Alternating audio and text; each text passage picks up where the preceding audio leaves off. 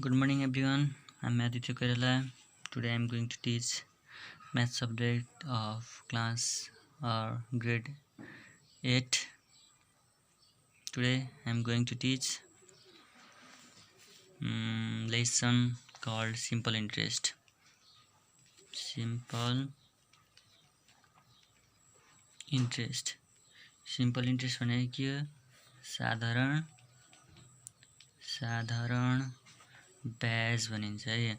यसमा टर्म्सहरु आउँछ P I T R र ए भन्ने टर्म्सहरु आउँछ जुनलाई के भन्छ पी भनेको प्रिन्सिपल भनेको के हुन्छ साउ जुन चाहिँ हामी के हुन्छ पैसा ब्याजमा अथवा डिपोजिट गर्छौं साउ जुन चाहिँ केमा क्याल्कुलेट हुन्छ आरएस मा क्याल्कुलेट हुन्छ आई भनेको इन्ट्रेस्ट भनेको के हुन्छ चाहना हैन इन्ट्रेस्ट भनेको ब्याज कुनै पनि पैसा लोनमा दिएपछि के आउँछ सर्टेन अमाउन्ट आउँछ त्यसलाई भन्छ ब्याज त्यो पनि केमा आउँछ आरएस मा आउँछ टाइम टी भनेको टाइम भनेको समय कति वर्षको लागि चाहिँ त्यो पैसा डिपोजिट गर्ने अथवा लोनमा राख्ने भन्ने कुरो टाइम भनेको समय हुन्छ जुन चाहिँ केमा हुन्छ इयरमा हुन्छ मन्थमा छ भने इयरमा क्याल्कुलेट गर्नुपर्छ त्यो इयर्समा हुन्छ है टाइम भनेको इयर रेट भनेको आर भनेको रेट भनेको के हुन्छ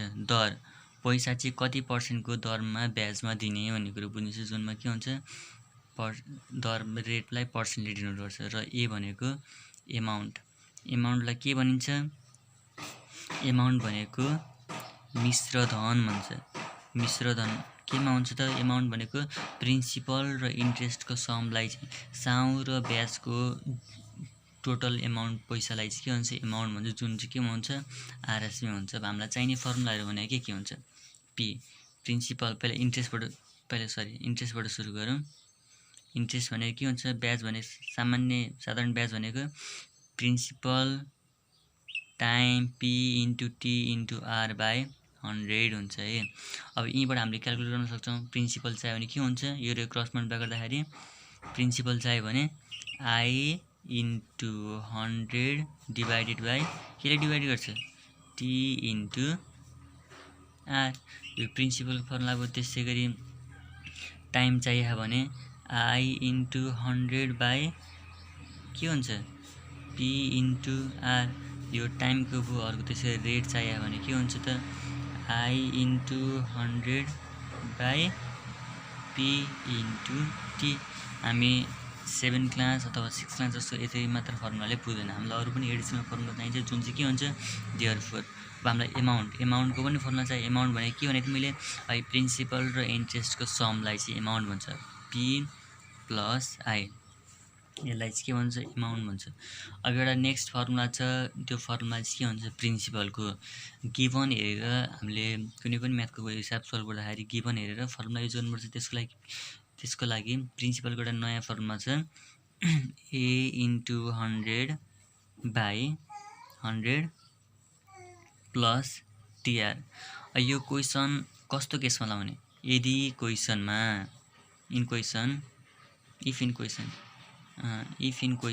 यदि क्वेसनमा के गिभन छ एमाउन्ट गिभन छ टाइम गिभन छ र रेट गिभन छ एमाउन्ट गिभन छ टाइम गिभन छ र रेट गिभन छ अनि त्यस्तो केसमा चाहिँ यो फर्मुला प्रिन्सिपलको फर्मुला यो हाल्नु पर्छ अब यो पी को यो फर्मुला डिराइभ कसरी भयो त हेरौँ है त डेरिभेसन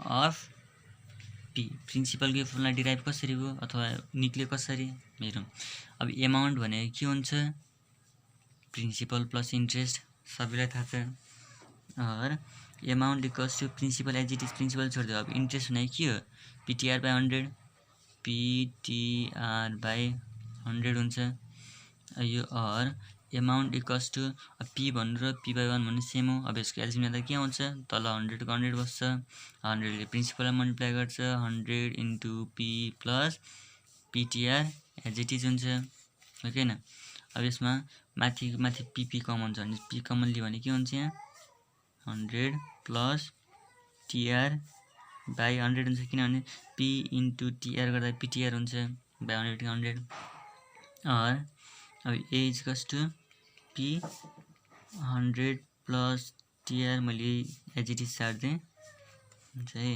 अब यसको क्रस मल्टिप्लाई गर्दाखेरि यहाँ के हुन्छ त ए इन्टु 100 हुन्छ। यसको र यसको क्रस मल्टिप्लाई गर्दा यहाँ ए इन्टु 100 इक्वल टु यहाँ के हुन्छ पी 100 प्लस टीआर को टीआर हुन्छ और ए इन्टु 100। अब यताको मल्टिप्लिकेसन यो सबै यता इक्वल टु यता केमा आउँछ चेन्ज आउँछ डिभाइडमा चेन्ज आउँछ भने चाहिँ 100 plus TR equals to principal as it is principal हो। यसरी चाहिँ के हुन्छ त्यो फर्मुला डिराइभ भएको हुन्छ। एक्जाम्पल हेरौँ है त। Example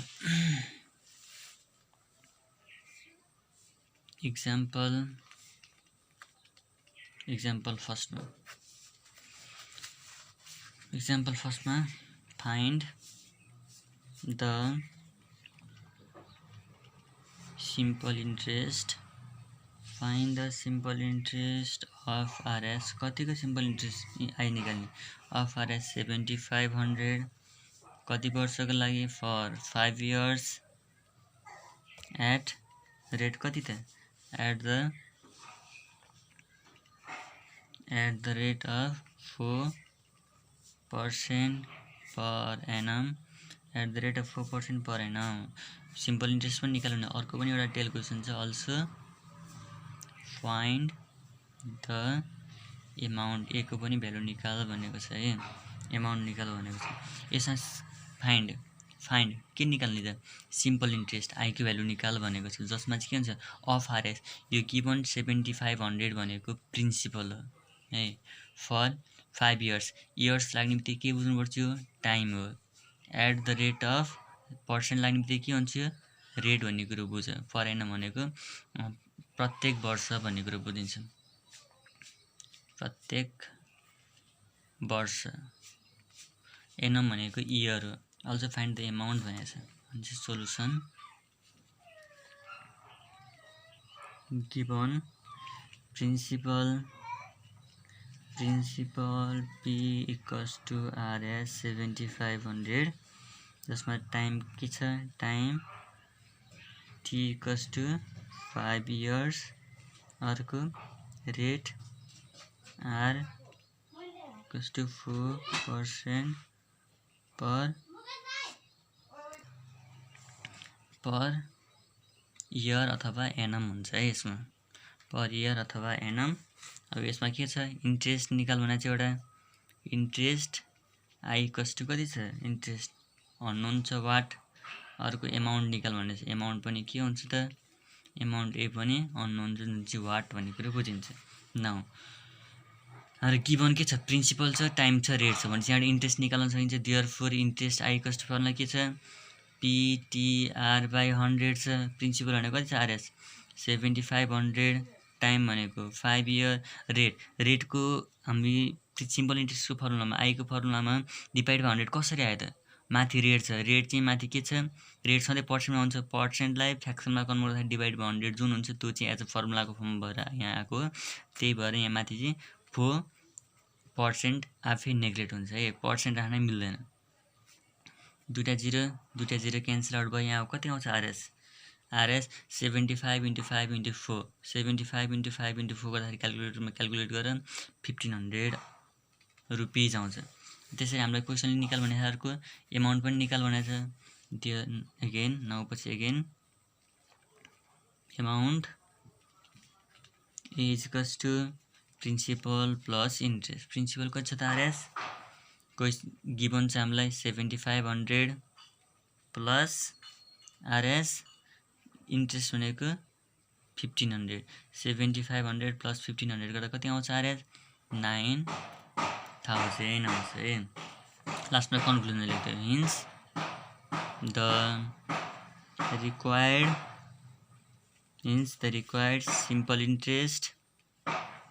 simple interest and amount. Means the required simple interest and amount are RS कति छ simple interest 1500 छ र amount कति छ त RS 9000 छ। अब नेक्स्ट क्वेसन के छ इक्जाम्पल 2 इक्जाम्पल नम्बर 2 मा है त question find the some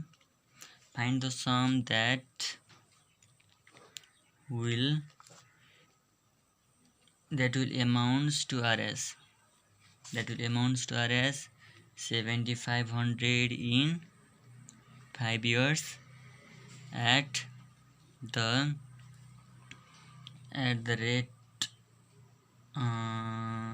rate of 10% per annum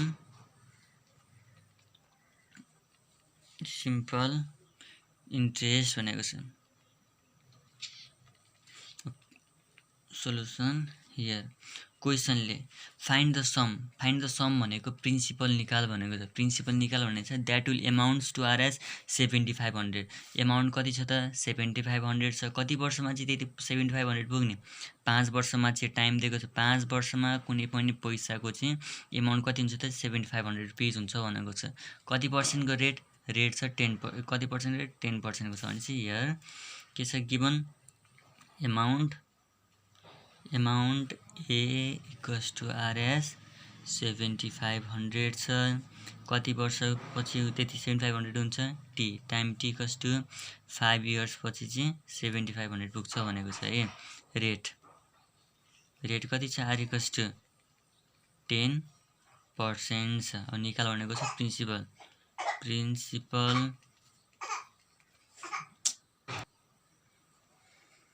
principal P equals to what now amount given छ टाइम given छ र रेट given छ भनेपछि यसमा therefore फर्मुला के लाग्छ P equals to A into 100 by 100 plus TR formula लाग्छ जसमा given छ amount given छ ठीक छ टाइम given थियो टाइम पनि given नै छ रेट given थियो रेट पनि given नै छ भनेपछि अब फर्मुलाले RS amount भनेको 7500 into 100 को 100 by 100 plus टाइम कति छ 5 years into रेट भनेको 10% को दरले यो भनेको RS 75 into 100 गर्दाखेरि 75 1 2 3 4 4 0 by RS 100 plus 50 भनेको 150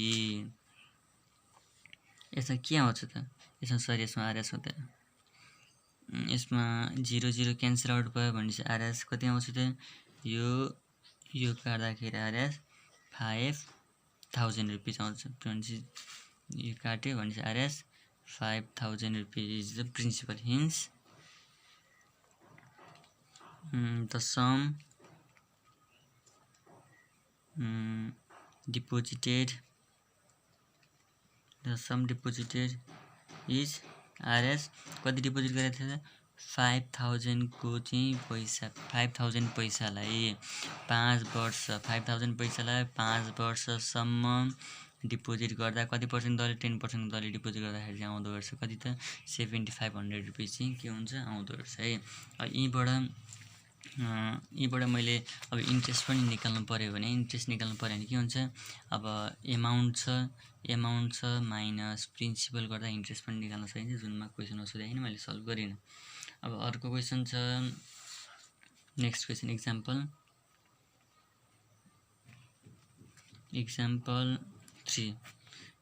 3 मा if a sum of RS 6000 amounts to RS 7200 in 6 years find the rate of interest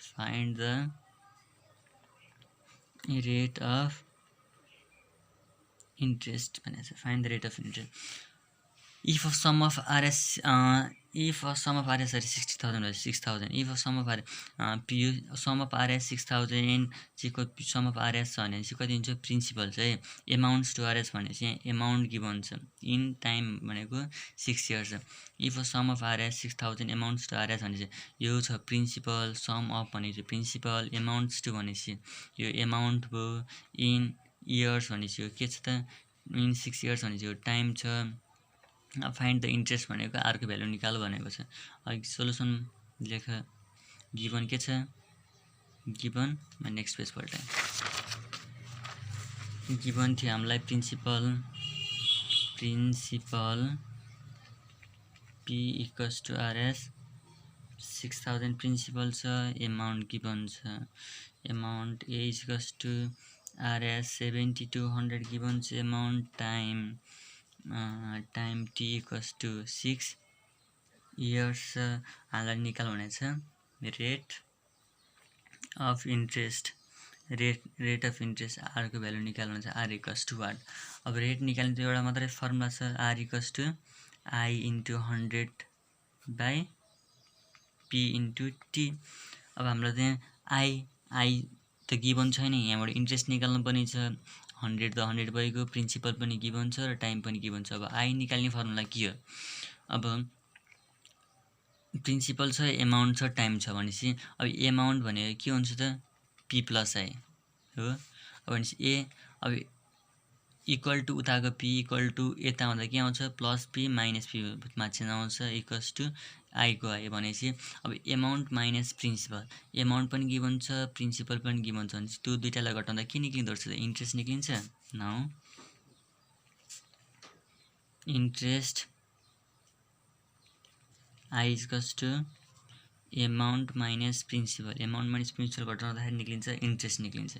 यो भनेपछि आरएस एमाउन्ट कति छ 7200 माइनस आरएस प्रिन्सिपल भनेको 6000 योबाट कति निक्लिन्छ आरएस 1200 चाहिँ के निक्ल्यो प्रिन्सिपल निक्ल्यो प्रिन्सिपल सरी इन्ट्रेस्ट 1200 निक्ल्यो चाहिँ के गर्नुपर्छ एगेन हामीले निकाल भनेको क्वेसनले के निकाल भनेको छ रेट निकाल भनेको छ rate equals to I into 100 यो फर्मुला हुने I into 100 by P into T. Interest कति छ त भर निक्लेको छ आरएस 1200 इन्टु 100 को 100 डिभाइडेड बाई प्रिन्सिपल भनेको आरएस 6000 इन्टु टाइम 6 इयर्स छ। अब यसमा दुईटा जिरो क्यान्सल आउट भयो यो जिरो पनि कट्यो भनेपछि आरएस कति आउँछ त आरएस पनि क्यान्सल आउट भयो मैले लेखिन है त 120 बाई 6 36 यो भनेको 3 होल। अब यसमा काट्दिउँ 6 2 12 0 को 0 भनेपछि 20 बाई 6 भनेको कति आउँछ त 20 बाई 6 भनेको 3 होल 1/3% आउँछ यो भनेको 3.33% लेख्न पनि पाइन्छ। अब next example number 4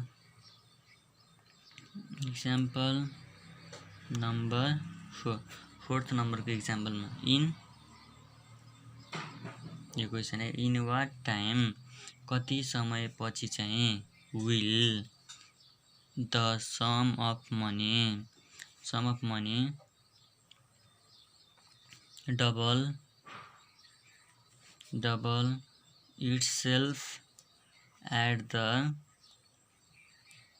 rate of 15% per annum भन्छ। सोलुसन कति समय पछि चाहिँ एउटा सर्टेन पैसा राखेको पैसा चाहिँ डबल हुन्छ कति पर्सेन्टको दरले 15% को दरले भनेको छ भनेपछि प्रिन्सिपललाई के गर्नुपर्छ प्रिन्सिपल त अननोन छ भनेपछि let the principal be X गर्ने लेट